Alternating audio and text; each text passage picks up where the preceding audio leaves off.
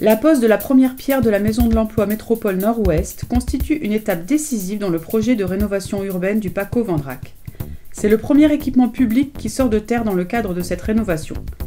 La Maison de l'Emploi est conçue comme un guichet unique au service des demandeurs d'emploi et des entreprises du nord-ouest de la métropole. De nombreuses personnalités, parmi lesquelles Valérie Létard, secrétaire d'État à la Solidarité, étaient présentes pour cet événement qui a été suivi de la signature de la charte de relogement. Elle concerne les habitants dont l'immeuble sera démoli. Également signée ce jour-là la charte locale d'insertion. Elle réserve 5 à 7% des volumes horaires travaillés dans les 5 ans à venir aux personnes du PACO exclues du monde du travail. La charte prévoit également des formations préalables aux emplois proposés.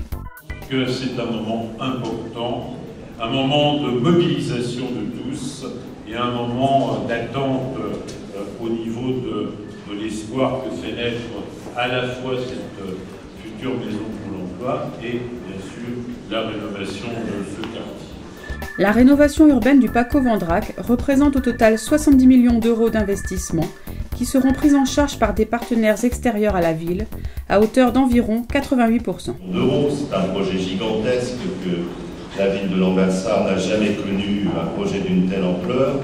C'est un projet de métamorphose de ce quartier. C'est un projet essentiel pour les habitants. Les acteurs du projet de rénovation ont tous insisté sur le partenariat à poursuivre entre les élus, les collectivités territoriales, les acteurs sociaux et l'État pour mener à bien cette métamorphose qui associe l'humain à l'urbain.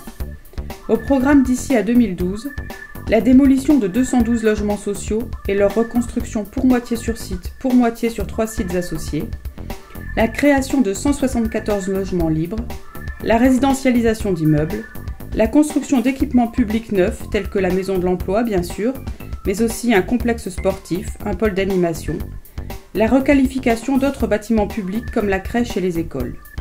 N'oublions pas enfin la requalification des voies et espaces publics, la création d'un parc urbain et la mise en place d'un nouveau pôle commercial. Si tout cela peut aujourd'hui voir le jour, c'est grâce au plan de cohésion sociale initié par Jean-Louis Borloo, comme l'a rappelé le maire.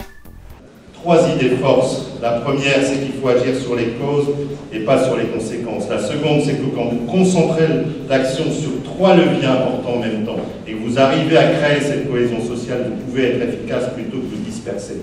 La seconde, c'est qu'il faut une multiplicité d'outils.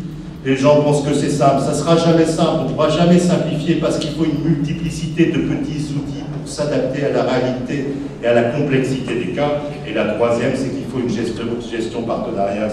Pour réussir tout cela, ça s'appelait le plan de cohésion sociale. La construction de la Maison de l'Emploi prendra 1 an, mais d'ici sa livraison, d'autres chantiers seront mis en route dans le quartier, notamment un immeuble au Saut du Loup et des logements sur les sites associés Beaulieu, Eugène Descamps et Nord Signalisation.